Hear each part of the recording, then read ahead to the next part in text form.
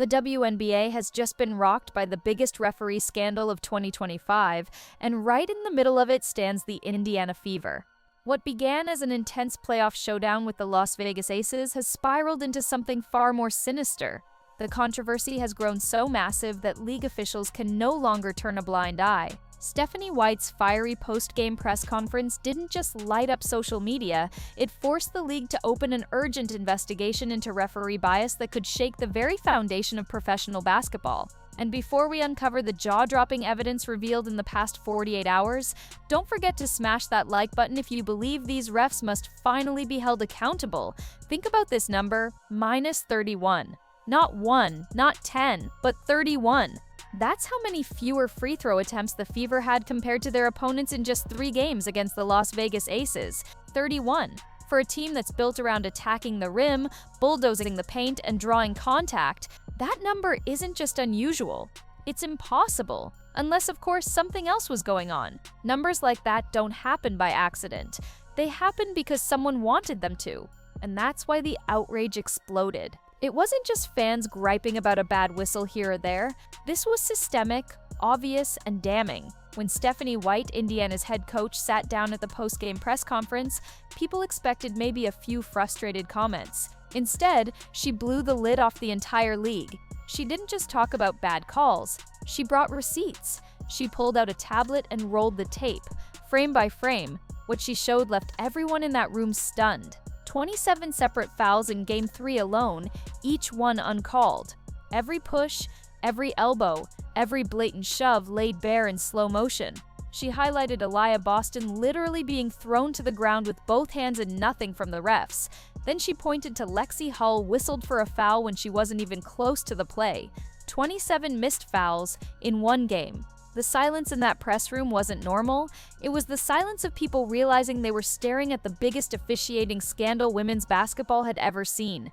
One veteran journalist who had covered sports for 3 decades summed it up: "The most damning evidence of referee corruption I've ever seen." And honestly, how could anyone argue with that? But the scandal didn't stop with numbers or video proof, because the very next day, a recording surfaced. A referee caught on tape saying just hours before Game 2, "We know what needs to happen." That's not an offhand remark, that's a confession. 3 independent sources authenticated the audio, confirming it was indeed a member of the officiating crew. Within hours, the referee was suspended, but by then, the damage was irreversible. Fans didn't see a bad call anymore, they saw a rigged system. And here's where the story turns from basketball controversy into something much darker: the money. Because while all this was happening, sports betting analysts noticed something strange. Right before Game 2, millions of dollars poured into bets favoring Vegas wins. Not just any bets either. 92% of prop bets involving free throw differentials leaned heavily toward the Aces, almost as if someone knew how the game would play out. The FBI now has its hands on those numbers. And when the FBI gets involved, you know it's bigger than just missed whistles. The investigation isn't just about one playoff series anymore, it's about whether people were profiting off of manipulated outcomes. Sportsbooks suspended all WNBA betting until further notice, and for a league still fighting for mainstream credibility, that was a body blow. But the avalanche wasn't over yet, because then the whistleblowers came forward. Multiple referees from across the league started talking, and what they revealed painted a picture of corruption that went way beyond a single series. They said they were pressured to favor marketable teams. They had texts, emails, and even recorded phone calls to back it up. One referee claimed they were told their playoff assignments depended on understanding which outcomes benefit the league. Another said they were threatened with termination for refusing to make predetermined calls. This wasn't a few bad apples. This was systematic. And the timing couldn't have been worse, because fans were already furious. Gainbridge Fieldhouse nearly shook apart when the crowd broke into chants of "investigate the refs" for 5 straight minutes, delaying the game. Social media exploded. Refgate trended worldwide for 3 days in a row. NBA players chimed in, celebrities joined the conversation, and even coaches from rival teams quietly admitted they'd seen the same suspicious officiating all season. And through it all, one player became the symbol of this chaos: Lexi Hull. Playing through a severe back injury that should have sidelined her, she fought on. Her teammates had to help her walk to the bench, but she still drained 8 threes across 2 games, tying a Fever playoff record. Hull's grit should have been the headline. Instead, it became the backdrop for a league-wide scandal. Fans saw her limping, battling, and still not getting calls. And they realized this wasn't basketball anymore. This was a setup. The fallout has been staggering. Sponsors are panicking. 2 Fortune 500 companies are already pulling out of their deals, unwilling to tie their brand to a league accused of rigging its product. Season ticket sales for 2026 froze overnight as fans refuse to commit until the league proves it can be trusted. Analysts estimate up to $200 million in revenue could vanish if reforms aren't made quickly. And then came the lawsuits. Law firms announced class actions on behalf of fans who bought tickets expecting fair competition. The legal argument is brutal. When you sell a competitive sport but deliver something predetermined, that's fraud.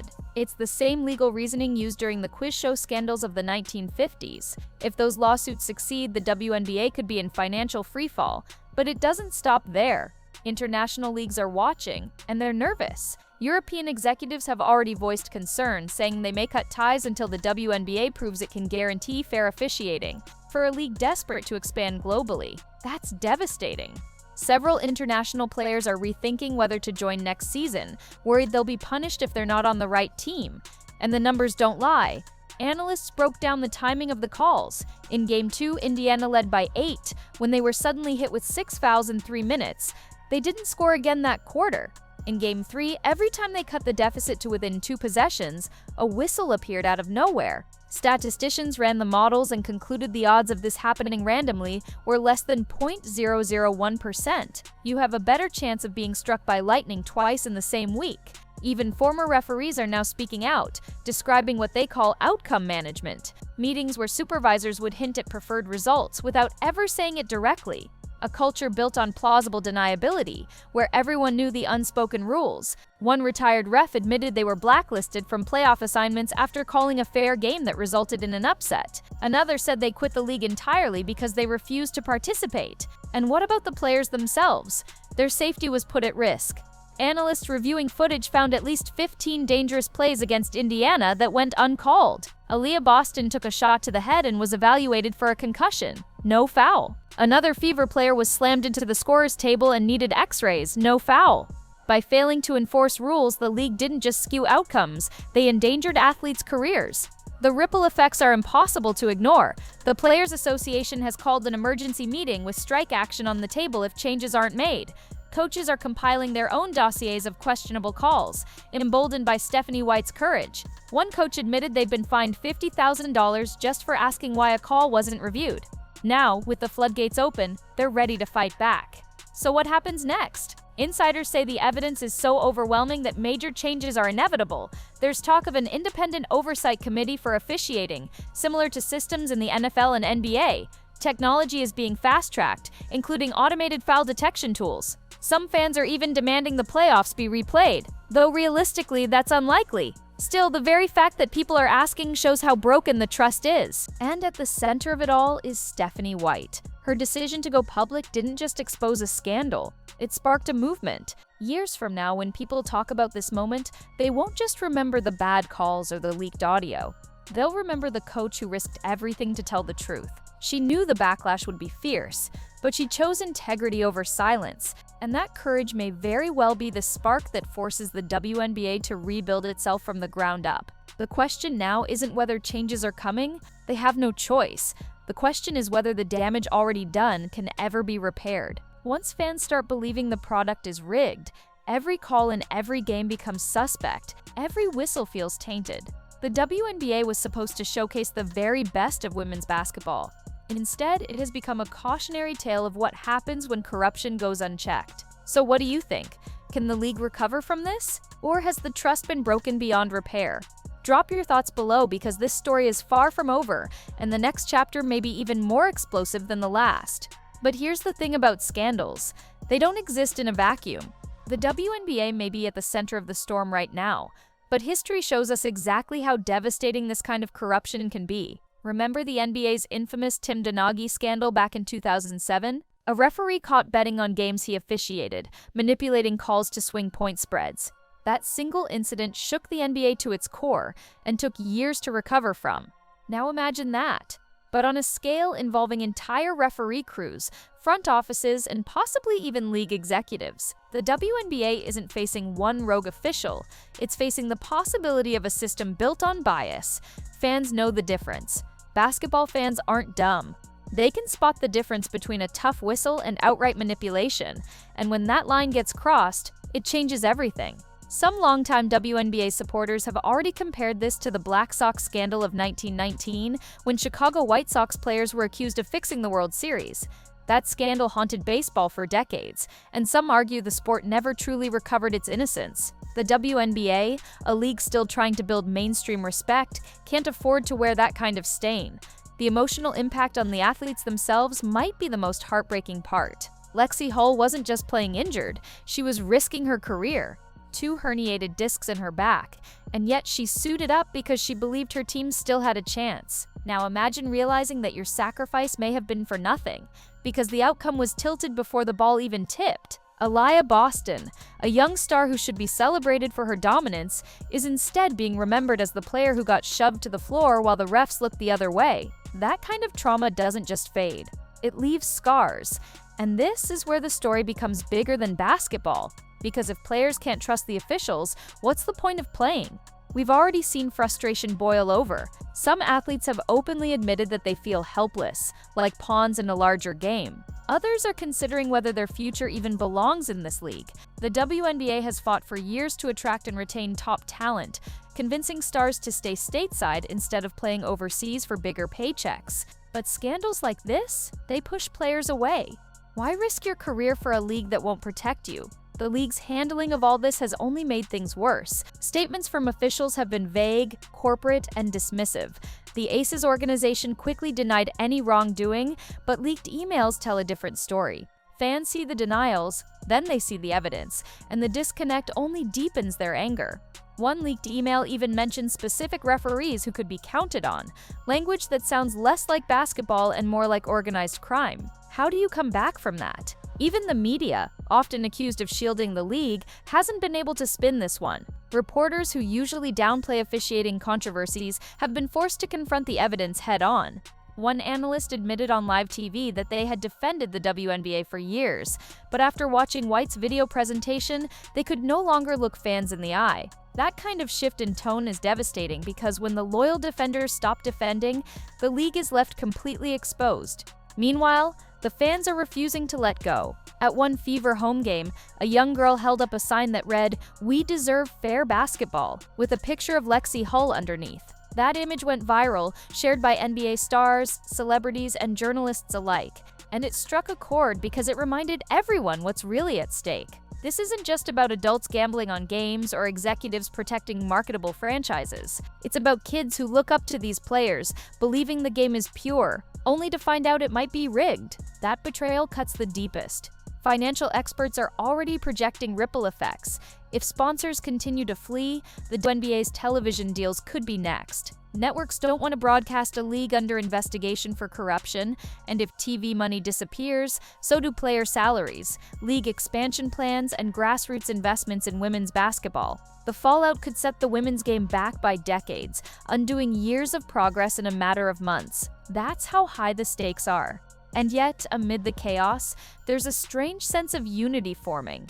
Rival fan bases, usually hostile, are banding together under one banner: fairness. Even players from the Aces, the supposed beneficiaries of the scandal, have privately expressed discomfort.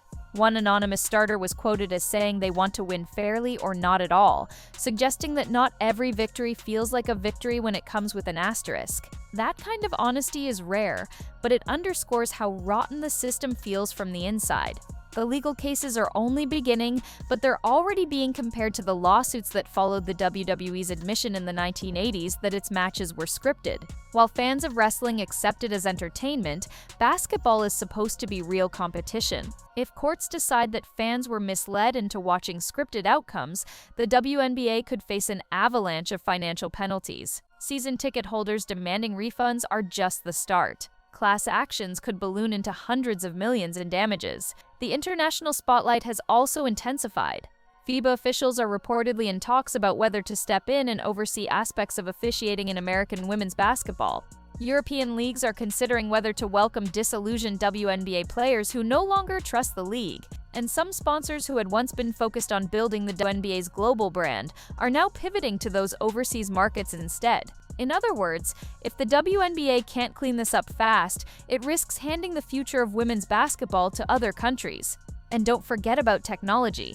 The scandal has reignited conversations about whether officiating should be partially automated. Some analysts argue for AI-driven foul detection systems, similar to tennis's Hawkeye. Others are pushing for independent oversight committees that can hold referees accountable in real time. What's clear is that the old system, where referees were essentially untouchable, is finished. Whether the WNBA likes it or not, fans will demand transparency moving forward. Stephanie White's role in all of this continues to grow. She's no longer just a coach, she's a whistleblower, a reformer, a symbol of courage. Her press conference wasn't just about defending her players, it was about defending the soul of the sport. And for that reason, even if the Fever don't win another playoff game this year, White has already cemented her legacy.